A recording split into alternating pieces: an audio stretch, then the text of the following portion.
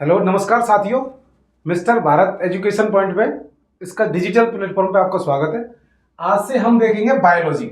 ठीक है, बायोलॉजी की एक सीरीज स्टार्ट करने जा रहे हैं। और बायोलॉजी की सीरीज स्टार्ट करने से पहले आपको एक चीज़ बता दें हम कि बायोलॉजी जो पूरा चैप्टर है या पूरा सिलेबस है 11th 12th जो भी आपका चलेगा, एक बार हम 12th के जो चैप्टर हैं, 12th में कौन कौन से चैप्टर रहेंगे, किस प्रकार से कितने मार्क्स के होंगे, कितने मार्क्स का आपका एग्जाम होगा, पूरा पैटर्न एक बार हम आपको बता देते हैं। उसके बाद आगे के जो चैप्टर होंगे इनके बारे में चर्चा करेंगे।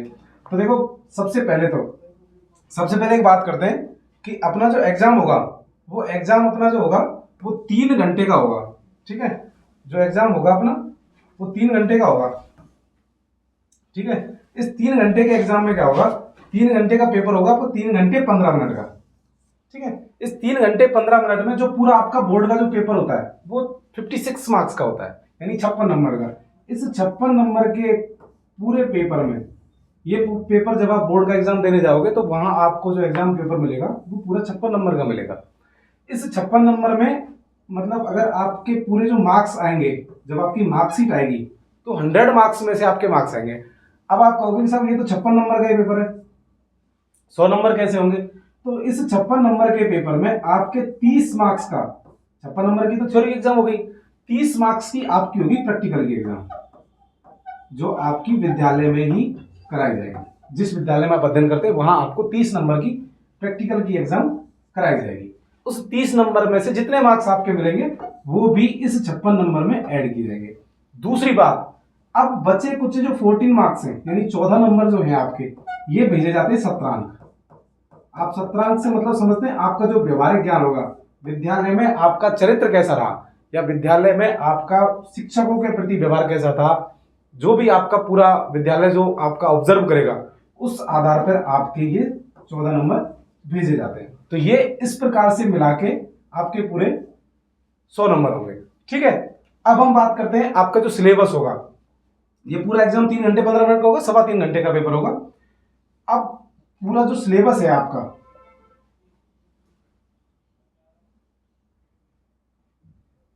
ठीक है, अब इस सिलेबस की बात करें तो पूरा सिलेबस है। अगर हम देखो, सबसे पहले बात करें, हम अगर बायोलॉजी की बात करते हैं तो इस बायोलॉजी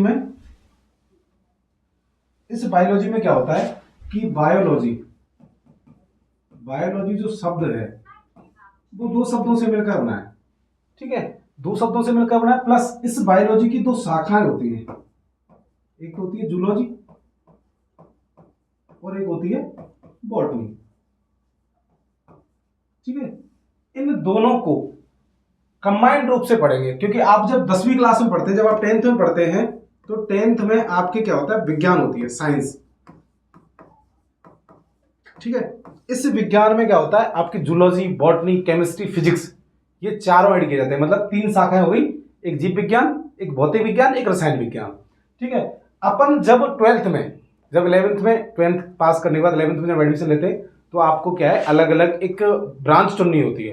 ब्रांच से मतलब है कि आपको मैथ डिपार्टमेंट में जाना है, आपको बायोलॉजी डिपार्टमेंट में जाना है, उस हिसाब से आपको एक चूज करना होता है। अगर आपने 10th पास करने के बाद बायोलॉजी का चयन किया, आपने 11th क्लास में बायोलॉजी ले ली, तो वहां आप फिजिक्स, केमिस्ट्री और बायोलॉजी 3 चीजों का अध्ययन करेंगे।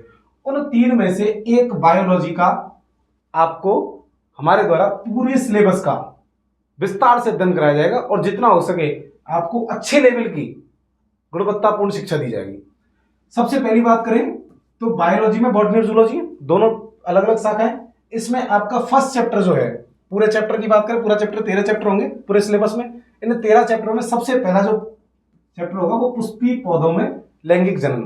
ठीक है, अब लैंगिक जनन और अलैंगिक जनन, इसके बारे में आप जब हम आपके जो चैप्टर स्टार्ट करेंगे तो उसके बारे में पूर्ण रूप से विस्तार से बताएंगे कि लैंगिक जनन क्या होता है, अलैंगिक जनन क्या होता है। ठीक है, तो ये जो पूरा आपका चैप्टर होगा ये पूरा 5 नंबर का होगा, यानी कि इस चैप्टर में से 5 नंबर के क्वेश्चन जो है आपसे एग्जाम में पूछे जाएंगे। दूसरी बात करें कि मानव जनन। अब देखो, सबसे पहले हमने पढ़ लिया पादपों में जनन, दूसरा पढ़ेंगे मानव जनन। मानव जनन जो ये जो चैप्टर होगा ये 4 नंबर का है, यानी इसमें पढ़ेंगे अपन कि मानव में जो जनन होता है वो किस प्रकार से किया जाता है, मानव जनन के कौन कौन से पार्ट है, मादा जनन कौन से हैं, नर जनन कौन से हैं, किस प्रकार से जो मानव है वो बच्चे पैदा करते हैं, कैसे बच्चे का निर्माण होता है, कैसे भ्रूण में बच्चा पलता है, मतलब क्या क्या प्रोसेस है, वो सारी प्रोसेस अपन इस चैप्टर के अंदर पढ़ेंगे। दूसरी बात क्या होगी कि जो अगला चैप्टर होगा आपका जनन स्वास्थ्य, छोटा सा चैप्टर है और छोटे से ही नंबर का है, यानी 2 नंबर का पूरा चैप्टर है आपका। इस 2 नंबर के चैप्टर में जनन स्वास्थ्य से क्या मतलब है? जनन स्वास्थ्य से मतलब है कि यानी कि जब जनन होता है, मानव में जनन हुआ, मानव में जनन के तहत कौन कौन सी सावधानी होनी चाहिए, और इस जनन से, अधिक जनन से या जनन से संबंधित लैंगिक जननांगों से संबंधित कौन कौन से रोग हैं जो मानव में हो सकते हैं या होते हैं, और उनके इलाज क्या है, उपचार क्या है, क्या क्या हमें सावधानी रखनी चाहिए, वो सारी चीजें इस चैप्टर में हम पढ़ेंगे। तीसरी बात आती है, आप देखोगे एक के बाद एक हर चीज की एक पैटर्न बना हुआ है। पहले तो पुष्पी पादपों में जनन हो गया, फिर मानव में जनन हो गया, फिर जनन स्वास्थ्य, जनन स्वास्थ्य के बारे में बात कर ली। तीसरी बात होगी वंशानुगति। अब देखो बच्चा, जब मानव एक बच्चा पैदा हो गया, पैदा होने के बाद उसमें कौन कौन से लक्षण आएंगे, क्या क्या विविधताएं आएंगी, यानी कि ये हो गई वंशागति।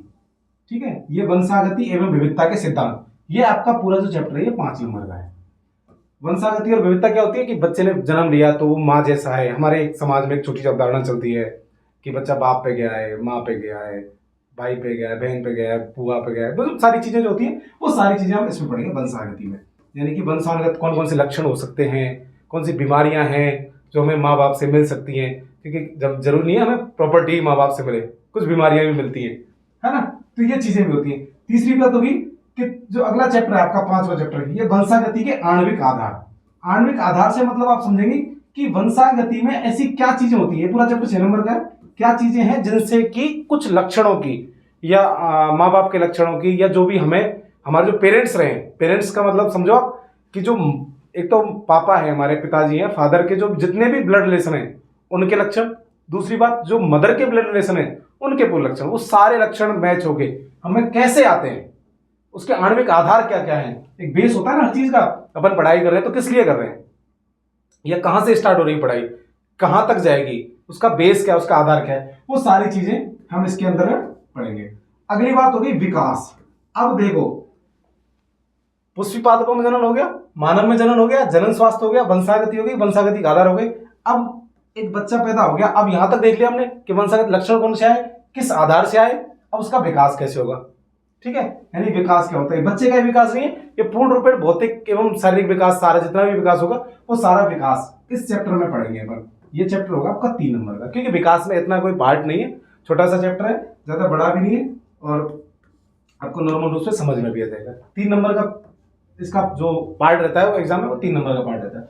अगली बात करें मानव स्वास्थ्य एवं रोग, यहां पढ़े थे हमें जनन स्वास्थ्य, केवल जनन से संबंधित जो स्वास्थ्य होता है उसके बारे में। यहां पढ़ेंगे मानव स्वास्थ्य, यानी पूरे मानव, मानव का जो स्वास्थ्य एवं रोग, मानव का स्वास्थ्य यानी मानव स्वस्थ कैसे रहेगा, उसमें कौन कौन से रोग हो सकते हैं, रोगों से बचाव क्या होगा, रोगों के उपचार क्या होंगे, किस वजह से रोग होते हैं, उनके उपचार क्या क्या कर सकते हैं अपन, वो सारी चीजें हम किसके अंदर पढ़ेंगे, मानव स्वास्थ्य एवं रोग के अंदर। ये जो आपका चैप्टर होगा ये 6 नंबर का चैप्टर होगा। आप देख रहे हो जो चैप्टर थोड़ा सा आपको लग रहा है कि हाँ इसमें कुछ हो सकता है, वो उस चैप्टर का पार्ट भी उतना ही बड़ा है।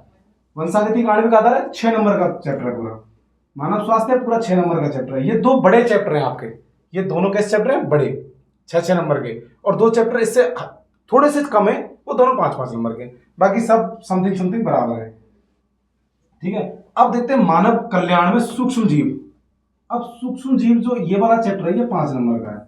अब ये सूक्ष्म जीव मानव कल्याण का मतलब क्या है, आप बात करें, हम आपके कल्याण के बारे में बात करते हैं। कल्याण कैसे करेंगे भैया, कल्याण क्या होता है, कल्याण ये होता है कि मानव को जो फायदेमंद है, जो जो चीज मानव के लिए बेनिफिट पहुंचाती है, क्या बेनिफिट है। आप ये मत सोचो कि सूक्ष्म जीव या जीवाणु, रोगाणु, विषाणु ये सब बीमारी पैदा करते हैं, ये मानव शरीर के लिए, मानव स्वास्थ्य के लिए क्या होते हैं, आवश्यक भी होते हैं। मानव स्वास्थ्य के लिए आवश्यक होते हैं। हमारे लिए बहुत सारे सूक्ष्म जीव ऐसे हैं जो हमारे लिए बहुत ज्यादा लाभदायक हैं। उन सारे सूक्ष्म जीवों के बारे में अपन अध्ययन करेंगे। कौन कौन से सूक्ष्म जीव हैं जो हमारे लिए फायदेमंद है, जिनसे हमें रोग प्रतिरोधक क्षमता भी मिलती है। बहुत से सूक्ष्म जीव ऐसे हैं जो मानव के लिए बहुत ज्यादा आवश्यक है, अगर वो सूक्ष्म जीव ना हो तो मानव का खाना भी नहीं पचेगा। तो वो चीजें, ये चैप्टर 5 नंबर का हो गया। नेक्स्ट बात करेंगे जैव प्रौद्योगिकी। जैव प्रौद्योगिकी के सिद्धांत और प्रक्रिया। अच्छा, जैव प्रौद्योगिकी होती क्या है, जैव प्रौद्योगिकी ये वाला चैप्टर है जो 4 नंबर का है। जैव प्रौद्योगिकी एक तरीके से ये है कि एक आप ये समझो बायोटेक्नोलॉजी। बायोटेक्नोलॉजी कि सिद्धांत और प्रक्रिया। सिद्धांत क्या होता है, जैव प्रौद्योगिकी में कैसे काम करते हैं, क्या क्या सिद्धांत हो सकते हैं, इसकी क्या क्या प्रक्रियाएं हैं, ये पूरी चीजें ये हम विस्तार से पढ़ेंगे। अगर आप आगे अध्ययन करते हैं, बीएससी बीएड करते हैं, एमएससी करते हैं, तो एमएससी पूरी एमएससी ही इस एक टॉपिक पे होती है, जैव प्रौद्योगिकी पे। कितना बड़ा टॉपिक है, ठीक है। इससे अगला चैप्टर बात करें, ये 2 चैप्टर में डिवाइड है। यहां तो आपने पढ़ लिया कि जैव प्रौद्योगिकी के सिद्धांत और प्रक्रियाएं, ये 4 नंबर का हो गया। अब 4 नंबर का इसका एक पार्ट हो रहा है, सेकंड पार्ट। इसमें होगा कि इसके उपयोग क्या क्या हैं। एक तो जैव प्रौद्योगिकी और उसके उपयोग, ये दोनों बातें पहले पढ़ ली अपने, सिद्धांत और प्रक्रिया। दूसरा पढ़ लिया हमने कहा इसके उपयोग क्या होंगे। ये पूरा 4 नंबर का चैप्टर होगा। अगली बात करें हम, अगला जो चैप्टर है वो जीव और जनसंख्या। अच्छा, अब एक चीज बताओ हमें कि हमने यहां से स्टार्ट किया, स्टार्टिंग से एक चैप्टर है, वहां बच्चा पैदा हो गया, वंशागति सिद्धांत हो गया, उसका विकास हो गया, रोग पढ़ लिए, कल्याण पढ़ लिए, सारी चीजें हो गई, और हम किस पे आ गए डायरेक्ट। अब कहाँ गए सीधे, जीव और जनसंख्या। अच्छा, बच्चे पैदा होंगे, जनसंख्या वृद्धि होगी, जनसंख्या वृद्धि होगी तो हम उस जनसंख्या में कौन कौन से जीव होते हैं। अब जीव क्या होते हैं, जीव सजीव भी होते हैं, निर्जीव भी होते हैं, लेकिन यहाँ जो हम पढ़ेंगे वो जीव, केवल किसके बारे में पढ़ेंगे, सजीवों के बारे में, क्योंकि जनसंख्या सजीवों की होती है, निर्जीव बच्चों की जनसंख्या नहीं होती है, उनकी क्या होती है, संख्या होती है, ठीक है, क्वांटिटी होती है। यहाँ क्या होगी, जनसंख्या यानी कि पॉपुलेशन, ठीक है। जहां मानव के बारे में बात की जाएगी, मानव क्या होती है, पॉपुलेशन, ठीक है। इसके ये पूरा जो कितने नंबर का है, ये 4 नंबर का पार्ट होगा। अब इसके बाद करेंगे पारिस्थितिकी। पारिस्थितिकी क्या होती है, इस पारिस्थितिकी के बारे में अध्ययन करेंगे। ये जो चैप्टर है ये 5 नंबर का चैप्टर है। ये पारिस्थितिकी है, इस बारे में बताएगी कि प्रत्येक जीव एक दूसरे पर निर्भर है, एक पूरा तंत्र है, पूरा सिस्टम है। सिस्टम आप देखेंगे, आप देखो पुलिस का सिस्टम देखो, आप पुलिस में देखते हैं सबसे पहले कांस्टेबल भर्ती होता है, कांस्टेबल हेड कांस्टेबल होता है, उसके ऊपर एएसआई होता है, उसके ऊपर एसआई होता है, फिर सीआई होता है। ऐसे एक सिस्टम बना हुआ है, पूरा चेन है, एक श्रृंखला है। आप ऐसा तो नहीं है कि बच्चे ने जन्म लिया, 5 साल का हुआ और सीधा 10th क्लास में पहुंच गया, 12th क्लास में पहुंच गया, मतलब पहले फर्स्ट सेकंड ऐसे करके एक स्टेप बाय जाता है। तो जैव प्रौद्योगिकी पारिस्थितिकी क्या है, पारिस्थितिकी की स्टेप बताती है, पूरा तंत्र बताती है, किस प्रकार से कौन सा जीव किस जीव पर निर्भर है, यानी किस जीव के होने से किस जीव को फर्क पड़ सकता है और किस जीव के ना होने से किस जीव को फर्क पड़ सकता है, क्योंकि सारे जीव एक दूसरे से ही चलते हैं। क्योंकि एनर्जी जो है, आपने एक बात पढ़ी होगी एनर्जी, ऊर्जा के बारे में पढ़ा होगा आपने। ऊर्जा जो होती है, ऊर्जा को ना तो पैदा किया जा सकता है और ना ही नष्ट किया जा सकता है, ठीक है। उसको केवल स्थानांतरण कर सकते हैं, एनर्जी को केवल स्थानांतरण ट्रांसफर किया जा सकता है, उसको कभी भी ना तो हम बना सकते हैं और ना ही उसको नष्ट कर सकते हैं, ठीक है। तो ये पारिस्थितिकी जो तंत्र है ये इसी प्रकार से चलता है, इसका पूरा सिस्टम होता है। जब हम चैप्टर पढ़ेंगे तो इसके बारे में विस्तार से अध्ययन करेंगे, क्या क्या होता है पारिस्थितिकी, कैसे कैसे काम करेगा। अब बात करें हम नेक्स्ट जो चैप्टर है, आपका लास्ट वाला चैप्टर है, ये आपका जो चैप्टर है ये जैव विविधता और संरक्षण, ये 3 नंबर का है। इसमें क्या है कि जितने भी जीव हैं उनकी जो विविधता है, जीव किस किस प्रकार के वातावरण में रहते हैं, कहाँ किसको किस चीज की आवश्यकता होती है, कैसे संरक्षण होता है। संरक्षण से आप मतलब समझोगे कि आपने टाइगर रिजर्व सुना होगा, टाइगर रिजर्व है, यानी कि टाइगरों को बचाने के लिए काम किया जाता है, गवर्नमेंट काम कर रही है, पेड़ बचाओ, एक आपने स्लोगन चल रहे हैं नए, बेटी बचाओ बेटी पढ़ाओ, पानी बचाओ बिजली बचाओ सबको पढ़ाओ। तो ये क्या ऐसे ही संरक्षण है, जैव विविधता है उसका संरक्षण, यानी कि हमारे वातावरण में जितनी भी जैव विविधता है, आप जैव विविधता से मतलब समझो नए नए वाहन चल रहे हैं, मोटर बाइक अलग अलग हमारे घरों में ऐसे उपकरण हो गए जिनसे हमारे पूरे वातावरण को नुकसान होता है। तो उस वातावरण में कौन कौन सी चीजें हैं जिनका हम संरक्षण कर सकते हैं, उनसे बचाव कैसे करेंगे और किस किस चीज का संरक्षण करें, यानी कि हम अपने नॉर्मल लेवल पे भी अपने घर से भी इस संरक्षण का काम कर सकते हैं। ये आपका जो है ये पूरा पार्ट है, ये बायोलॉजी का 12th क्लास का पूरा सिलेबस हो गया आपका। इस सिलेबस को हम अच्छी तरीके से और विस्तार से और कंसेप्ट वाइज एक एक टॉपिक वाइज पढ़ेंगे। जहां आपको लगे कि यहां कोई दिक्कत है वहां आप कमेंट करके या हमें कैसे भी करके आप हमसे संपर्क कर सकते हैं। किसी भी बच्चे को कहीं कोई समस्या है वो हमसे कभी भी पूछ सकता है, एनी टाइम। आपको कुछ ना कुछ हमसे जुड़ने का साधन है, आप कमेंट करिए, हमें बताइए। और वीडियो अच्छी लगे तो लाइक करें, शेयर करें, सब्सक्राइब करें चैनल को। और आगे जितने भी चैप्टर आपको चाहिए, आपको यहाँ से 11th 12th 9th 10th सारी सब्जेक्ट सारे क्लासेस के 9th से लेकर 12th तक सारी चीजें मिलेंगी और अच्छी मिलेंगी, क्वालिटी के मिलेंगी। आप बस हमारे साथ जुड़े रहिए और अपने साथियों को भी जोड़िए, जितने से ज़्यादा हो सके उनको जोड़ें और आगे देखते रहें। ठीक है, नमस्कार, सलाम, राम राम। ठीक है भाइयों, धन्यवाद।